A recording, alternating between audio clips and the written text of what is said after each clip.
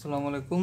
তো আগে আমরা দেখেছি এরকম 35 থেকে 46 পর্যন্ত ভাব সম্প্রসারণ। আজকে আমরা দেখব 34 থেকে 10 পর্যন্ত বিসিএস এবং সাথে কিছু গুরুত্বপূর্ণ যেগুলো ভাব সম্প্রসারণ আছে। তো এখানে প্রথমটা মানুষের মৃত্যু হলো মানব থেকে যায়। এখানে এটা দ্বারা বোঝাচ্ছে মানুষের জৈবিক সত্তার যদি মৃত্যু হয়ে যায় কিন্তু সে চিরকাল বেঁচে থাকতে পারে কীভাবে, তার ভালো ভালো কর্মের মাধ্যমে। এই জন্য আমাদের ভালো ভালো কর্ম করতে হবে। শৃঙ্খল তো শৃঙ্খ হচ্ছে স্বাধীন গাধা উত্তম। তো পরেরটা আছে এরকম আরামপূর্ণ যদি পরাধীন জীবন হয়, এর চেয়ে সহজ সরল এরকম স্বাধীন জীবন অনেক বেশি তাৎপর্যময় এবং অনেক বেশি সবাই চায় আর কি।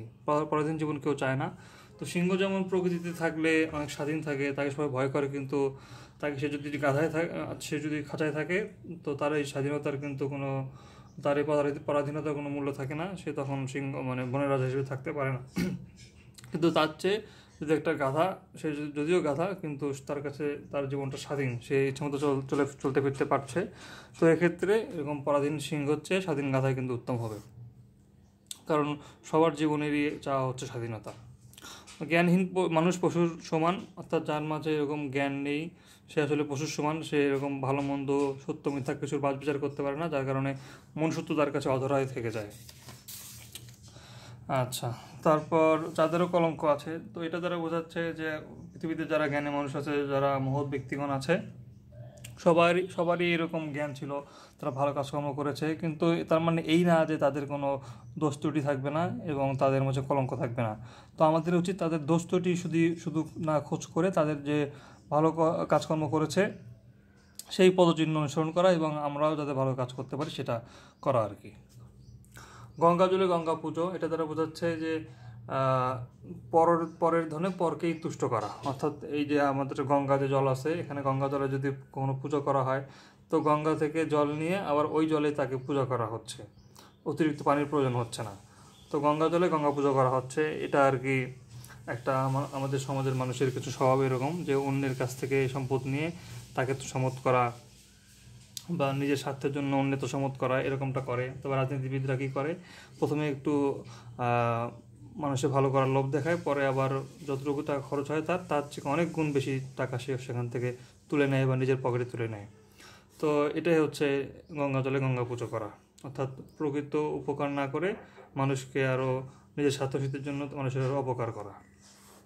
নাচতে না জানলে উঠান বাঁকা, এখানে নিজে যদি কোনো কাজ না পারি বা নিজের ব্যর্থতা ঢাকার জন্য সেটা যদি অন্যের উপর দোষ চাপিয়ে দিই, সেটা কখনোই আমাদের কাম্য নয়।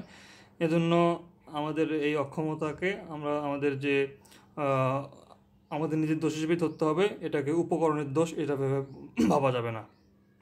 তো এরকম সমাজে আর কি অনেক মানুষ আছে যারা নিজের দোষটাকে দেখে না, অর্থাৎ কোনো একটা কাজ না পারলে বা কোনো সফলতা না পাইলে তারা নিজের দোষটা দেখা বাদ দিয়ে বা বলে যে এইটা সমস্যা ছিল, আমার জীবনে এই সমস্যা ছিল, ওই সমস্যা ছিল, কিন্তু সে আসলে কাজই করতে চায় না, সীমাবদ্ধতার কাছে সে নতি স্বীকার করে। তো এটা করা যাবে না। আমাদেরকে বাঁচতে হলে অবশ্যই কাজকর্ম করতে হবে এবং কোনো ছুতো দেখানো যাবে না। তারপর অল্প জলের তিতপুটি তার এত ছটপটে, অর্থাৎ যে পুঁটি মাছ থাকে সে কিন্তু অনেক কম জলে থাকে আর কি, কিন্তু তার অনেক লাফাঝাপ অনেক বেশি।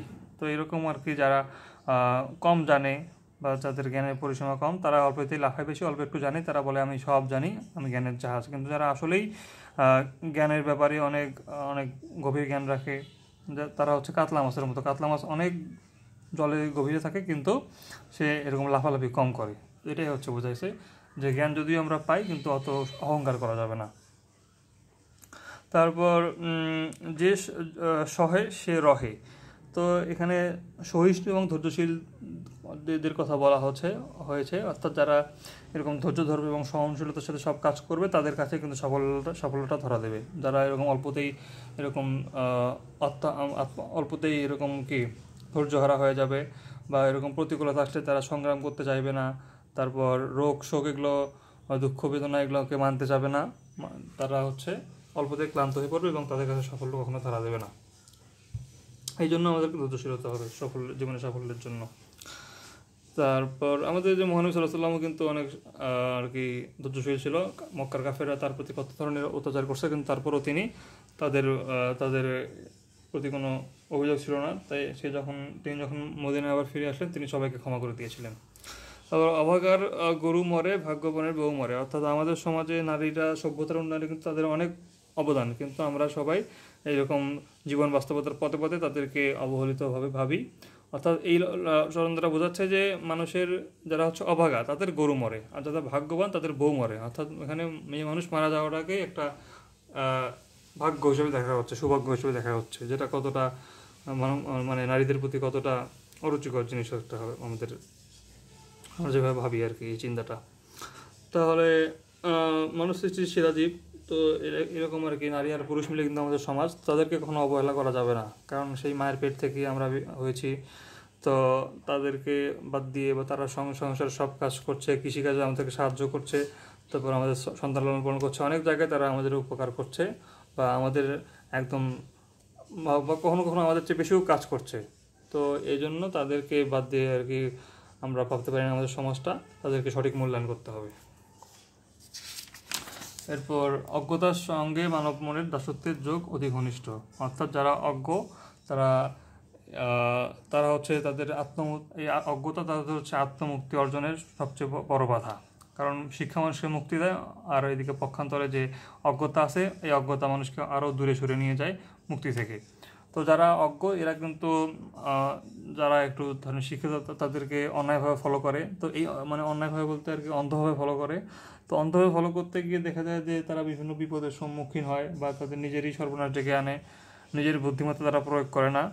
তো যার কারণে আমাদেরকে আত্মনির্ভরশীল হতে হবে, জ্ঞান অর্জন করতে হবে, এটাই হচ্ছে এই কারণে আমাদের শিক্ষা লাভ করতে হবে। শিক্ষার মাধ্যমে আমরা কিন্তু আমাদের অজ্ঞতাকে দূর করতে পারি। তো এই দাসত্বের এই আমাদের বন্ধন থেকে আমাদেরকে মুক্ত হতে হবে এবং শিক্ষা লাভ করতে হবে। কষ্ট না করলে কৃষ্ট পাওয়া যায় না, অর্থাৎ মানুষের যে যতগুলো এরকম সাফল্য পাওয়া যায় সেগুলো হচ্ছে মানুষ নিরল শ্রম এবং একনিষ্ঠ সাধনার মাধ্যমেই কিন্তু পায়। অর্থাৎ সাফল্যের যে সিঁড়ি এটা আর কি কষ্ট থেকেই নির্মাণ করা হয়। মানুষ বাঁচে তার কর্মের মধ্যে, বয়সের মধ্যে নয়। বয়স দ্বারা কিছু বোঝা যায় না। অর্থাৎ মানুষের জীবন যদি সংক্ষিপ্ত হয়, কিন্তু সে যদি কাজটা ভালো করে যায় তাকে কিন্তু সবাই মনে রাখে, সে কর্মের মাধ্যমেই বেঁচে থাকে। আর পক্ষান্তরে যে বেশি অনেক দিন বেঁচে আছে কিন্তু তার কর্ম অনেক কম, তার ভালো কর্মের সংখ্যা অনেক কম, তো সে কিন্তু আসলে বাঁচে না, সে থাকা না থাকা সেম কথা। পুষ্প আপনার জন্য ফোরে না, এটা দ্বারা বোঝাচ্ছে যে অন্যের কল্যাণে আমাদেরকে আত্মোৎসর্গ করতে হবে। কারণ শুধু নিজের ভালো দেখার জন্য মানুষ পৃথিবীতে আসেনি, সে নিজে ভালো করবে, অন্যকে ভালো কাজে উৎসাহিত করবে, তার সাহায্য করে সহযোগিতা করবে, এর মাধ্যমেই তার জীবনের সফলতা আছে, এর মাধ্যমে তার জীবনের যে অর্থ সেটা নিহিত আছে। সংস্কৃতি শব্দটি উচ্চারণ করা সহজ, বোঝা কঠিন এবং বোঝানো কঠিনতর। তো সংস্কৃতি কিন্তু উচ্চারণ করা সহজ, কিন্তু এটা যদি আমরা এর মানেটা বুঝতে চাই বা এটা যদি অন্যের জীবনে আমরা সঞ্চালন করতে চাই তাহলে কিন্তু অনেক কঠিন হয়ে যায়। কারণ সংস্কৃতি বলতে বোঝায় যে আমরা আমাদের যে ধর্মীয় রীতিনীতি, সামাজিক সম্পর্ক, নাট্যশালা, তারপর সাহিত্য, শিক্ষা দীক্ষা, আমাদের উৎপাদন পদ্ধতি সব কিছু মিলে আমাদের সংস্কৃতি। তো এই সংস্কৃতিটাকে আমরা যে নাট্যকলা বা গান এগুলোও কিন্তু সংস্কৃতির আর কি মেইন লক্ষ্য না, এটা একটা জাস্ট একটা প্রকাশ করার একটা উপায়। তো সংস্কৃতির মেইন লক্ষ্য হচ্ছে এই যে উন্নত জীবনধারাকে বা উন্নত চিন্তা চেতনাকে, মুক্ত চেতনাকে নিজের মধ্যে ধারণ করা এবং তা অন্যের মাঝে ছড়িয়ে দেওয়া, এটাই হচ্ছে সংস্কৃতির মেইন উদ্দেশ্য। তো এই জন্য বলছে যে হচ্ছে এটা যতটা উচ্চারণ করা সহজ, কিন্তু এটা অর্জন করা বা এটা মানুষের মধ্যে ছড়িয়ে দেওয়া এটা অনেক আর কি কঠিন কাজ। ওকে, তারপর হচ্ছে স্বাধীনতা অর্জন করার চেয়ে রক্ষা করা কঠিন। এটা তো জানি যে স্বাধীনতা অনেক ত্যাগ দীক্ষার মাধ্যমে তার সংগ্রাম, রক্তের বিনিময়ে অর্জিত হয়, কিন্তু এটাকে পরে ধরে রাখা সবচেয়ে বড় চ্যালেঞ্জ আমাদের জন্য। কারণ এই স্বাধীনতার পরে শুধু তো দেশ স্বাধীন হয়ে গেল, কিন্তু এরপর মানুষের অর্থের স্বাধীনতা, রাজনৈতিক স্বাধীনতা, মতামতের স্বাধীনতা সব কিছুরই দরকার পড়ে। তো এগুলো যদি কোনো কিছু সমস্যা হয়, তাহলে সমাজে বিশৃঙ্খলা হয়, তো তখন স্বাধীনতাকে ধরে রাখা কঠিন হয়। আবার যারা এরকম পরাজিত শক্তি আছে তারা দেশকে বিভিন্নভাবে অস্থিতিশীল করার চেষ্টা করে, তো এটাও একটা বড় আমাদের জন্য সংগ্রামের জিনিস হয়ে যায়, দেশকে সব দিক থেকে রক্ষা করা। তাই স্বাধীনতা লাভ করলেই হবে না, একে মর্যাদাপূর্ণ করতে হবে এবং এটা স্বাধীনতা অর্জনের চেয়েও কঠিন। তো বই কিনে কেউ দেউলিয়া হয় না। তো বই কিনে আমাদের যদি অর্থ ব্যয় হয়, তো এই অর্থটা কিন্তু আমাদের কাছে অনেক বড় মনে হলো, আসলে এটা কিন্তু খুব খুব বেশি অর্থ ব্যয় করলাম না, কারণ এটা থেকে যে আমরা প্রতিদানটা পাবো সেটা অনেক বেশি হবে। অর্থাৎ বই কিনে আমরা নিজের স্কিল বাড়াতে পারবো, নিজেদেরকে সেই শিক্ষাটা জীবনে কাজে লাগাতে পারবো। তারপর হচ্ছে এই জন্য বলছে জ্ঞান অর্জনের অন্যতম উপায় হচ্ছে বই পড়া। তো বইটাকে জন্য পড়তে হবে। তারপর যে আমাদের সমাজে অনেকে লোক আছে তারা কি এরকম পোশাক পরিচ্ছদ বা শৌখিনতায় বেশি তাদের অর্থ ব্যয় করে, কিন্তু তাদের উচিত এই বিদ্যা অর্জনের ক্ষেত্রে এই টাকাটা ব্যয় করা, তাহলে সমাজের এবং তার উন্নতি হবে। বই হচ্ছে নিজে নীরব কিন্তু অন্যকে মানুষকে সরব করতে সাহায্য করে, তার মনকে জাগরিত করতে ভূমিকা রাখে। সাহিত্য, শিল্প, সঙ্গীত কালচারের উদ্দেশ্য নয় উপায়, অর্থাৎ এই যে সাহিত্য সৃষ্টি, তারপর হচ্ছে আপনার সঙ্গীত কালচার, এগুলো যে আছে এগুলো আসলে কালচারের উদ্দেশ্য নয়, এগুলো জাস্ট একটা এগুলো মানে কালচার প্রকাশের একটা উপায়, কিন্তু উদ্দেশ্য নয়। উদ্দেশ্য কি? উদ্দেশ্য হচ্ছে মানুষের জীবনে এগুলো লালন করা এবং এই যে চেতনা, সাহিত্যের যে মানে সংস্কৃতির যে আপনার চেতনাটা আছে, চেতনাটা সবার মাঝে ছড়িয়ে দেওয়া, এটাই হচ্ছে সংস্কৃতির আর কি মূল লক্ষ্য। তো মানুষ তো কী করে যে হচ্ছে তার জীবনের যেসব অভিজ্ঞতা আছে সব তার গানের মাধ্যমে বা লেখার মাধ্যমে, কবিতার মাধ্যমে প্রকাশ করে। তো এগুলো হচ্ছে সংস্কৃতি মানুষের। কিন্তু এই সংস্কৃতি যে আমাদের ইতিবাচক যে সংস্কৃতি আছে এটা সবার মাঝে ছড়িয়ে দিতে হবে, তবে আর কি এই সংস্কৃতির মেইন লক্ষ্যটা পূরণ হবে আর কি। বিদ্যা যতই বাড়ে ততই জানা গেল যে কিছু জানা গেল না, অর্থাৎ যে ব্যক্তি যত বেশি অর্জন করে, যত বেশি তার জ্ঞান, সে ততই বলছে যে হচ্ছে আমি আসলে কিছুই জানি না। অর্থাৎ এই জীবনের এই মহাবিশ্বে অনেক কিছু তার অজানা আছে, সেটা সে জ্ঞান অর্জন করলেই সে বুঝতে পারে। কিন্তু যে একটু একটু কোনো সে সীমাবদ্ধ একটা জ্ঞান অর্জন করে সে মনে করে আমি দুনিয়া সব জানি, এর বাইরে তো আর কিছু নাই। তো সে যখন জানেই না যে হচ্ছে এর বাইরে দুনিয়া আছে, সে তখন বুঝতে পারবে কীভাবে যে হচ্ছে দুনিয়াতে আরও অনেক জ্ঞান আছে। এটা হচ্ছে সমস্যা। এই জন্য যে জ্ঞানী সে আসলে বোঝে যে তার জ্ঞানটা আসলে সামান্য, অনেক জ্ঞান তার এখনও অর্জন করা বাকি আছে। স্ফুলিঙ্গ তার পাখায় পেল ক্ষণকালের ছন্দ, উড়ে দিয়ে ফুরিয়ে গেল সেই তার আনন্দ। অর্থাৎ এরকম জড়তাপূর্ণ জীবনের চেয়ে ক্ষণকালের যে একটা আনন্দময় জীবন, সেটাই হচ্ছে অনেক তাৎপর্যময়। তো ক্ষণিকের আনন্দের মাঝে জীবনের মহাকালীন সুখ নিহিত আছে আমাদের। তো এই স্ফুলিঙ্গ কী করে, অনেক স্বল্প সময়ের জন্য আমাদের দেখতে পাই আমরা, কিন্তু সেটা দেখে আমাদের মানব মন আনন্দিত হয়। অর্থাৎ তার স্বল্প জীবনের মধ্যেই সে মানবকে একটা আনন্দ দিয়ে যায়। তো বলছে আমাদের যে মানুষের যে জীবনযাপন সেটা হতে হবে এই স্ফুলিঙ্গের মতো।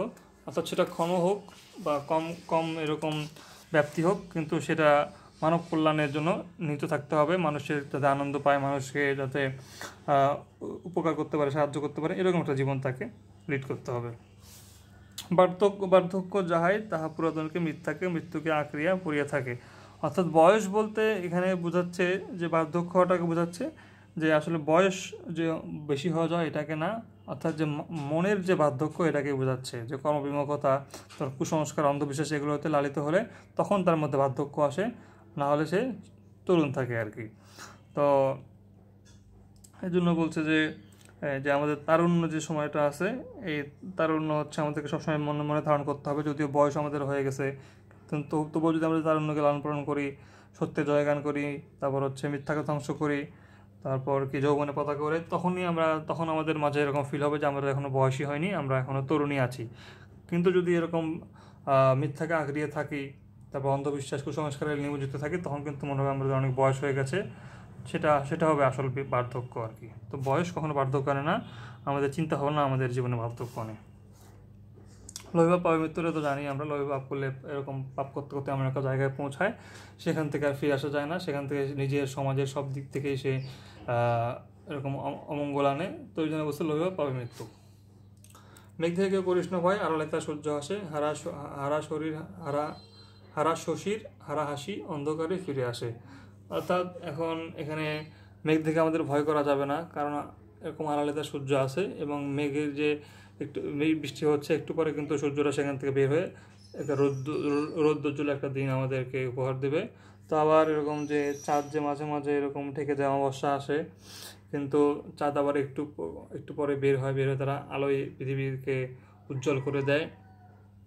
তো এটা দ্বারা বোঝাচ্ছে যে মানুষের জীবনে আর কি দুঃখ এরকম আসবেই, তো এটার জন্য ভয় পাওয়া যাবে না, কারণ এই দুঃখের মাঝেই আবার সুখ নিতে আছে, কিছুক্ষণ পরে আবার সুখ ফিরে আসবে।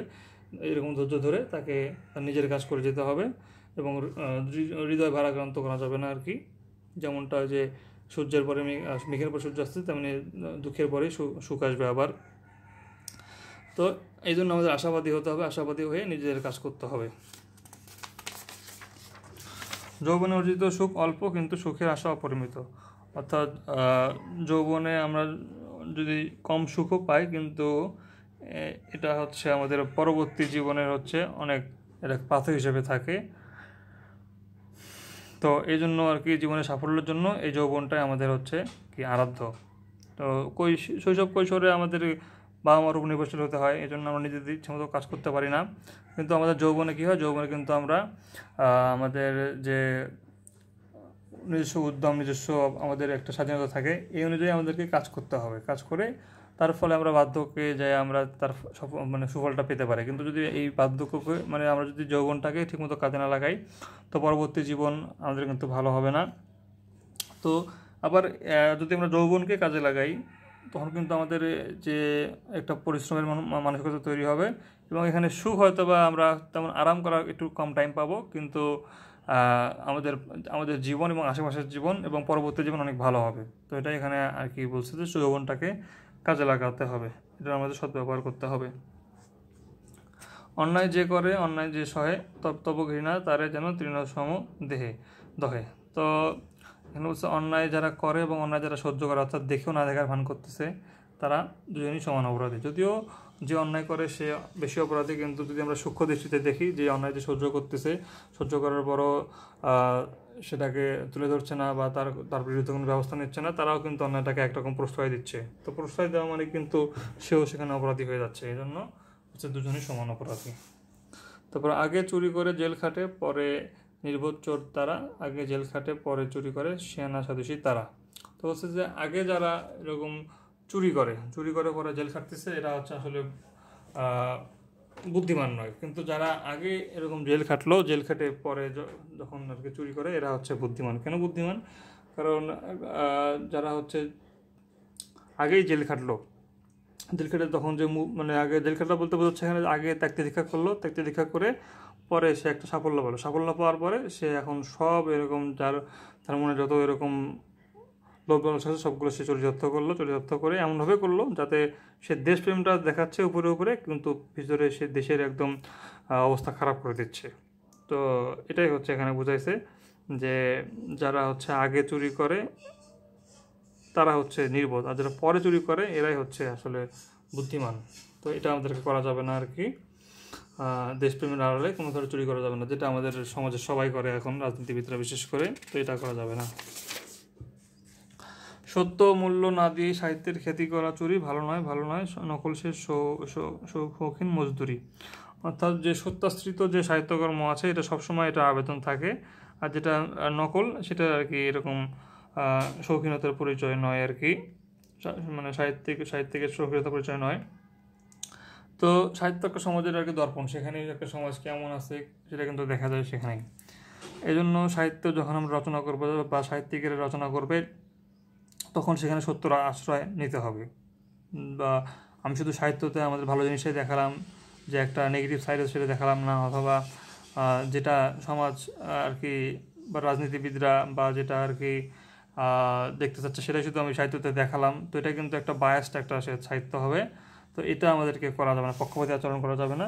সাহিত্য হতে হবে একদম সত্য, একদম নির্মল হতে হবে, খাঁটি হতে হবে। তো তবেই সেই আর কি সাহিত্যের কখনো এরকম মূল্যায়নটা যথার্থ হবে।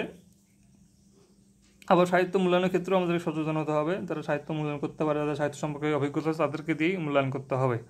কারণ অনেকে ছাত্রছাত্রীর জন্য দেখা যায় যে একটা সাহিত্যকে খারাপ বা অত্যধিক ভালো বলে, এটা অবশ্যই কাম্য নয়। ফ্যাশনটা হলো মুখোশ আর স্টাইলটা হলো মুখশ্রী। তো ফ্যাশনটা হচ্ছে মানুষের দৈহিক যে রূপ সৌন্দর্য বৃদ্ধি করে, কিন্তু সাফল্যমণ্ডিত কিন্তু করে না ফ্যাশনটা। এটা হচ্ছে বাইরের একটা আবরণ। তো সাহিত্যের বিষয়ে শুধু রূপ নির্মাণে নয়, শৈলী গঠনও তো একান্ত আবশ্যক। তো নিজের মৌলিকত্ব ভুলে যদি অন্যকে অন্ধভাবে অনুসরণ করা যায়, সেটা কিন্তু আমাদের ফ্যাশন বলা চলে সেটাকে। যেমন আমাদের পশ্চিমা যে পোশাক আশাক, তাদের আচরণ, তাদের যে জীবনযাপন, সেটা আমরা নিজেদের মাঝে তৈরি করছি, এটা কিন্তু আসলে একটা ফ্যাশন টাইপ হয়ে যাচ্ছে। আর এখানে আপনার যে ইয়েটা আছে, যেটা হচ্ছে আপনার স্টাইলটা হচ্ছে নিজের একটা কী বলে এটাকে, যে হচ্ছে একটা সংস্কৃতির একটা হচ্ছে নান্দনিক একটা প্রকাশ, এটা হচ্ছে আপনার স্টাইল। তো এটা হচ্ছে এখানে আপনার নিজস্ব একটা প্রকাশভঙ্গি থাকে। তো এখানে আপনার শিল্পের পরিচর্যা রসবোধ জাগ্রত করে এই স্টাইলটা। কিন্তু এদিকে ফ্যাশন যেটা আছে, এই ফ্যাশনটা হচ্ছে নিজস্ব যে আপনার কী বলে এটাকে, যে স্বকীয়তা আছে এটা বাদ দিয়ে অন্যেরটা আমরা অনুকরণ করতে চাই, তো যেটা করা যাবে না। আমাদের নিজের ইতিহাসের প্রতি শ্রদ্ধাশীল হতে হবে এবং বাঙালির যে ইতিহাস সেটাকে আমাদের গর্ব করে আমাদেরকে তুলে ধরতে হবে। অন্যের যা সংস্কৃতি থেকে আমি নিলাম সেটা আমি আমাদের জীবনে প্রয়োগ করলাম, এটা করা যাবে না। বিশ্বের যা কিছু মহাসৃষ্টি চিরকল্যাণকর, অতীতে করেছেন অতীতে নর। তো সভ্যতা বিনিময়ে নারী পুরুষ সবারই অবদান আছে, এটা আর কি একটু ব্যাখ্যা করতে হবে। এই কবিতা তোমায় দিলাম আজকে ছুটি, পূর্ণিমা চাঁদ যেন ঝলসানো ওঠে। অর্থাৎ জীবনের যে রূঢ় বাস্তবতায় এখানে সৌন্দর্য চেতনা এবং কল্পনাবিলাস অর্থহীন না। তো যার কাছে এরকম খাবারের টাকাই নাই, সে তো এরকম জীবন সংগ্রামে অনেক কষ্ট করছে, তো তার কাছে কিন্তু সৌন্দর্যবোধটা আসবে না, ধরা পড়বে না। সে জীবনের সব কিছু সে চাঁদও দেখে, চাঁদও তার কাছে মনে হবে ঝলসানো রুটি। এই জন্য বলছে যে সবার আগে সবার ক্ষুধা নিবৃত্তির ব্যবস্থা করতে হবে, তারপর সৌন্দর্য চেতনা তার মধ্যে ধরা দেবে। ভূতের ভয় অবিশ্বাস কাটে না। তো আমরা সবাই জানি যে ভূত বলতে কিছু নাই, জিন বলতে আছে যদিও। তাহলে এই ভূতের যে ভয়টা, এই ভয়ে আমরা কোনো একটা কাজ করি না। তো এরকমভাবে আমাদের সমাজে যে আমাদের কোনো একটা কাজ করতে গেলে, বড় কাজ করতে গেলে আমাদের সেখানে একটা ভয় কাজ করে যে এটা করতে পারবো কি না, বা করলে কি হবে, এটা একটা বাধা হিসেবে কাজ করে। তো এই বাধাটাকে ডিঙ্গিয়ে আমাদেরকে কাজ করতে হবে আর কি। এই জন্য আমাদের সেই মানসিকতা গড়ে তুলতে হবে। যত মত তত পথ, অর্থাৎ এখানে আমাদের যে একটা মত ও পথের বৈসাদৃশ্য আমাদের একটা চিরন্তন এবং স্বাভাবিক ব্যাপার, সেটা এখানে তুলে ধরা হয়েছে। তো সকল প্রকার এরকম সাম্প্রদায়িকতা ভুলে আমাদের উচিত যে মানুষের যাতে সৌহার্দ্য সৃষ্টি হয় সেই রকম একটা পরিবেশ সৃষ্টি করা। যে নদী হারায় স্রোত চলিতে না পারে, সহস্র শৈবাল নামে বাঁধে আসি তারে। যে জাতি জীবন হারা অচল আশার, পদে পদে বাঁধে তার জীর্ণ লোকাচার। তো এখানে বলছে গতির জীবন আর কি, গতি ছাড়া জীবন চলে না। নদী যেমন একটা যদি তার স্রোত না থাকে তাহলে বিভিন্ন শৈবাল সেখানে এসে জড়ো হয়, এরকম আর কি মানুষের জীবন যদি গতিহারা হয়, সে যদি কাজ না করে তাহলে কিন্তু জরাজীর্ণ তাকে ঘিরে থাকবে এবং সে জীবনে সফল হতে পারবে না আর কি। এই জন্য কাজ করতে হবে, কাজের মধ্যে থাকতে হবে। মূর্খ মিত্রের চেয়ে শিক্ষিত শত্রু ভালো। অর্থাৎ এরকম যে শিক্ষার এটা সব জায়গায় দরকার, সেটা এখন শত্রুর ক্ষেত্রে হোক আর বন্ধুর ক্ষেত্রে হোক। তো এখানে বলছে যে আমার অশিক্ষিত বন্ধু এটা আপনার শিক্ষিত শত্রুর চেয়েও খারাপ। এই জন্য বলছে কীভাবে যে শিক্ষিত শত্রু, তার মধ্যে শিক্ষা আছে, সে যদিও কোনো কারণে আপনার সাথে বিবাদ হয়েছে হয়তো বা, কিন্তু সে কিন্তু শিক্ষার বাইরে গিয়ে কোনো কিছু করবে না বা হীন কিছু করবে না যাতে আপনার সমস্যা হয়। তো এই জন্য বলছে, আর যে আপনার অশিক্ষিত যে বন্ধু, এ বুঝতে পারবে না যে সত্য কোনটা মিথ্যে কোনটা, কীভাবে কী করতে হবে না করতে হবে। তাই তাকে যদি ম্যানিপুলেট করে আপনার ক্ষতিও করা হয়, সে বুঝতেও পারবে না। এই জন্য বলছে যে বন্ধুর কাছ থেকে কিন্তু আপনার কোনো বিপদ আপনি টের পাবেন না, কিন্তু শত্রুর কাছ থেকে আপনি সেটা সবসময় টের পাবেন। এই জন্য বলছে যে মূর্খ মিত্রের চেয়ে শিক্ষিত শত্রু ভালো। ভাবের লালিত ক্রোড়ে না রাখে নীলিন, কর্মক্ষেত্র করি দাও সক্ষম স্বাধীন। অর্থাৎ শুধু ভাব কল্পনা নয়, আবার নিছক কর্মও নয়, বরং উভয়ের মধ্যে সমন্বয় জীবনের সার্থকতা নিহিত। অর্থাৎ শুধু কল্পনা করলেই হবে না, সেই কল্পনাটাকে আমাদের কর্মে রূপান্তর করতে হবে। আবার দেখা যাবে যে শুধু কাজ করতে চায় কিন্তু উন্নততার চিন্তা ভাবনার অভাব, তো দুইটাই কিন্তু সমস্যা। চিন্তা ভাবনা ব্যতীত সে রোবট হয়ে যাবে, আবার কর্ম ব্যতীত সে অলস হয়ে যাবে। দুইটাই এই জন্য একটা ব্যালেন্স দরকার আর কি আমাদের। ওকে, অর্থ অনর্থের মূল। এখানে অর্থের কারণে বিভিন্ন লোভ হয়, তো যেটা আর কি আমাদের জীবন বিপদ ডেকে আনে। তারপর এটা তো পারবোই, এটাও পারবো। আচ্ছা, কত বড় আমি কহে নকল হীরাটি, তাই তো সন্দেহ করি নহ ঠিক খাঁটি। তো এখানে প্রকৃত মহৎ ব্যক্তি কিন্তু কখনো এরকম অহংকার বা আত্মপ্রচার করে না। যে এরকম মিথ্যাকে আশ্রয় করে থাকে বা যে এরকম যে কম জ্ঞানী আর কি, সেই কিন্তু এরকম প্রচার করে বেশি। এরকম নকল হীরা যেটা, এটাই আবার আসলে বলতেছে যে দেখি তুমি খাঁটি কিনা জিজ্ঞেস করতেছে। তো এটা যে আসলে মহৎ, সে কিন্তু আত্মপ্রচার বা অহংকার করে না। কিন্তু মৃত্যু নেই, গ্রন্থগত বিদ্যা পরস্তের দান, এটা আমরা পড়ছি। তো আমরা সবাই ধরা পাবো, সবার মানুষ তার উপর কিছু নাই, মানুষ তো সবার আগে শ্রেষ্ঠ, তাই না? তো এই আমাদের মানুষ পরিচয় আমাদেরকে বেঁচে থাকতে হবে, মানুষের পরিচয় সকলের ঊর্ধ্বে আর কি। আচ্ছা, দণ্ডিতের সাথে দণ্ডদাতা কাঁধে যাবে সমান আঘাতে, সর্বশ্রেষ্ঠ সে বিচার। অর্থাৎ প্রকৃত বিচারক কি অপরাধের বিচার করে না, সে বিচার করে কি অপরাধের বিচার করে কিন্তু। তো মানবিক বোধসম্পন্ন বিচারই সার্থক বিচার। তো একজন বিচারককে কী হতে হয়, তাকে কিন্তু এরকম নিরপেক্ষ হতে হয় সবার আগে, এই জন্য তাকে আইনানুগ এবং একই সাথে তারপর তাকে মানবিকও হতে হয়। সে মানবিক না হলে কিন্তু তার প্রকৃত বিচারটা সম্ভব হয় না। কারণ যদি সে এরকম শাস্তিযোগ্য অপরাধকে সে যদি ক্ষমা করে দেয়,